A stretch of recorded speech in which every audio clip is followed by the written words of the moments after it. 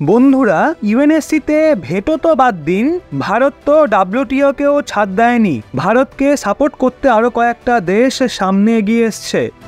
WTO মেনে নিয়েছে ভারতের কথা, আর এখন ইউএনএসসি রাজি হওয়ার পালা। তো বন্ধুরা, আন্তঃরাষ্ট্রীয় মঞ্চে নিজেকে শক্তিশালী তৈরি করার জন্য ক্রমশই চেষ্টা চালিয়ে যাচ্ছে ভারত। ইউএনএসসিতে এই সময় আপনি দেখতেই পাচ্ছেন যে ভারত ইউএনএসসিতে ভেটোর অস্থায়ী সদস্যতার জন্য প্রায় দিনই বিভিন্ন সমস্যার সম্মুখীন হচ্ছে। ভারত ইউএনএসসির নিয়মকানুনকে পরিবর্তন করতে চায় যাতে নতুন কিছু জিনিস আসতে পারে। ভারত যে বৈদেশিক পরিবর্তন চায় তাতে চীন বাধা সৃষ্টি করেছে। সবার প্রথমে তো চীনই চায় না যে ভারত এই সংস্থাতে কোনো রকম হস্তক্ষেপ করুক। এজন্যই চীন প্রত্যেকবার ভারতের সদস্যতাতে বাধা দেওয়ার কাজ করে থাকে। এই জন্য ভারত এই সংগঠন থেকে আলাদা হওয়ার প্রক্রিয়াও শুরু করে দিয়েছে। কিছুদিন আগেই ভারত ইউএনকে দেওয়া ফান্ড 175 কোটি টাকাতেই সীমিত করে দিয়েছে, যেটা অর্ধেকেরও কম। আমি আপনাদের এটাও বলেছি,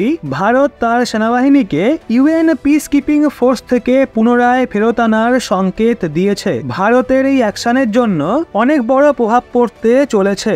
ভারতের বিদেশমন্ত্রী ডক্টর এস জয়শঙ্কর মহাশয় দেশে বিদেশে বিভিন্ন জায়গায় মিটিং করছেন। এছাড়া অন্যান্য দেশেতে আমন্ত্রণেও যাচ্ছেন, সেখানেও ইউএনএসসিতে রিফর্মের চর্চা করে থাকছেন।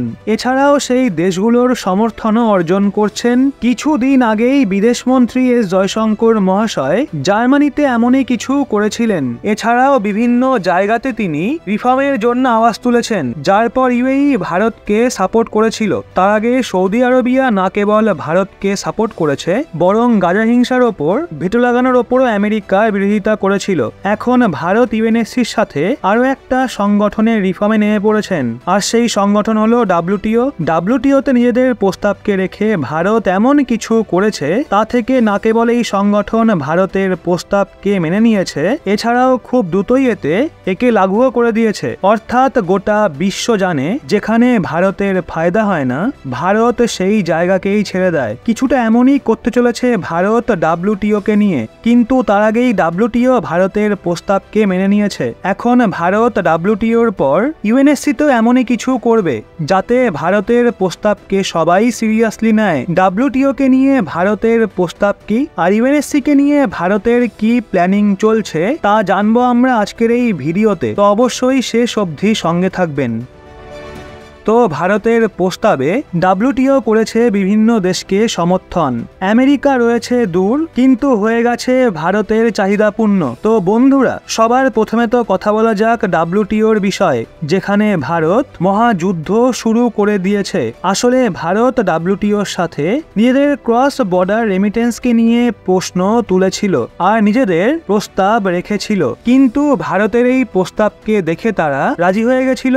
বিশ্ব বাণিজ্য সংগঠন অর্থাৎ ওয়ার্ল্ড ট্রেড অর্গানাইজেশন ভারতের বিদেশ থেকে আগত রেমিটেন্সের ওপর লাগানো চার্জকে কম করার প্রস্তাবে সমর্থন করেছে। ইউরোপীয় ইউনিয়ন সহ বিভিন্ন দেশ ভারতের এই প্রস্তাবকে সমর্থন করেছে। আমেরিকাকে বাদ দিয়ে বেশিরভাগই দেশের সদস্য ডাব্লিউটিওর সস্তা এবং দ্রুত ক্রস বর্ডার পেমেন্ট এবং রেমিটেন্সের পক্ষে নজরে দেখা গিয়েছে। আপনাদের বলে রাখি, ক্রস বর্ডার রেমিটেন্সের অর্থ হলো এটা সেই টাকা যেটা নিজেদের দেশে থাকা পরিবারকে সাপোর্ট করার জন্য দিয়ে থাকে। ভারতের অর্থব্যবস্থাতে রেমিটেন্সের গুরুত্বপূর্ণ অবদান থাকে। 2023 সালে বিদেশে থাকা ভারতীয়দের কাছ থেকে প্রায় 125 বিলিয়ন ডলারের রেমিটেন্স পেয়েছিল। এখন এই রেমিটেন্সকে পাঠাতে যে চার্জ লাগে তাকে কম করার জন্যই ভারত প্রস্তাব রেখেছিল, যেটা বিভিন্ন দেশ সাপোর্ট করেছে। অন্যদিকে ইন্দোনেশিয়ার ইলেকট্রনিক কমার্স ওয়ার্ক প্রোগ্রামের জন্য এই কাজকে আবারও মজবুত করার জন্য নিউ দিল্লির প্রস্তাবকে সমর্থন করা হয়েছে। অর্থাৎ এর অর্থ হলো বিদেশে থাকা বা কাজ করা লোকজনের নিজেদের পরিবারকে টাকা অনেক সস্তায় পাঠাতে পারবে। ভারত লেনদেনের চার্জকে কম করার জন্য দ্রুত পেমেন্ট সিস্টেম প্রণালী সহ ডিজিটাল পেমেন্ট অবকাঠামোর ইন্টার অপারেটিবিলিটি এবং ইন্টার লিঙ্ককে গুরুত্ব দিতে জোর দিয়েছে। আপনাদের বলে রাখি, 2023 সালে ভারত বিদেশে থাকা ভারতীয়দের থেকে প্রায় $125 বিলিয়ন রেমিটেন্স পেয়েছে। এটা সম্পূর্ণ বিশ্বের মধ্যে সবচেয়ে বেশি।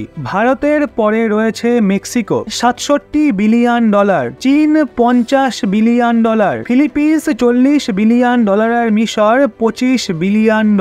এগুলো সেই দেশ যারা সবচেয়ে বেশি রেমিটেন্স কালেক্ট করে থাকে। ভারত সবচাইতে বেশি রেমিটেন্স আমেরিকা থেকে পায় 17.79%, ইউএই থেকে 15.67%, সৌদি আরবের থেকে 10.60%, কুয়েত 4.87% এবং সিঙ্গাপুর থেকে 4.18% রেমিটেন্স পেয়ে থাকে। রেমিটেন্সের নামে বিভিন্ন দেশ অনেক বেশি শুল্ক তুলে থাকে, আর ভারত এটাকেই কম করার জন্য প্রস্তাব রেখেছিল, যেটাকে বিভিন্ন দেশই সাপোর্ট করেছে। তথ্য অনুযায়ী কম রেমিটেন্স যুক্ত দেশের মধ্যে অসামান্যতাকে কম করতে সাহায্য করবে। বিশেষ করে ভারতের মতো উন্নয়নশীল দেশ থেকে অনেক সাহায্য পাবে।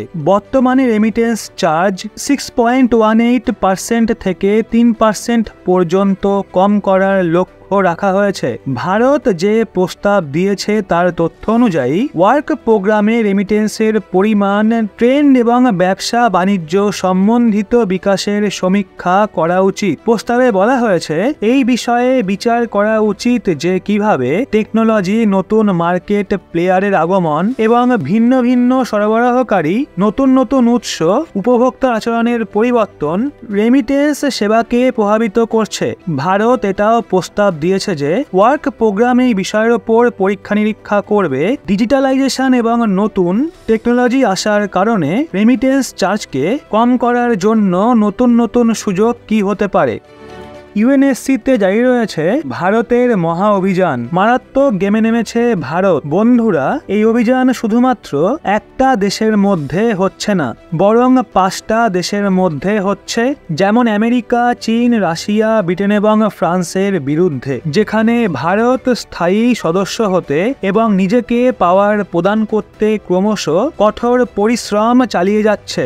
এমনকি একাই ইউএনএসসির মেন 5 দেশের ঘাম ঝরিয়ে দিয়েছে। ভারত এই সংগঠনকে পরিবর্তন করতে চাইছিল, কারণ গত 70 বছর ধরে ইউএন পুরনো ব্যবস্থা দ্বারাই পরিচালিত হচ্ছে। যেই দেশগুলোর কাছে স্থায়ী সিট রয়েছে এবং ভেটো পাওয়ার রয়েছে, সেই দেশগুলো এই নিয়মকে পরিবর্তন করতে চায় না।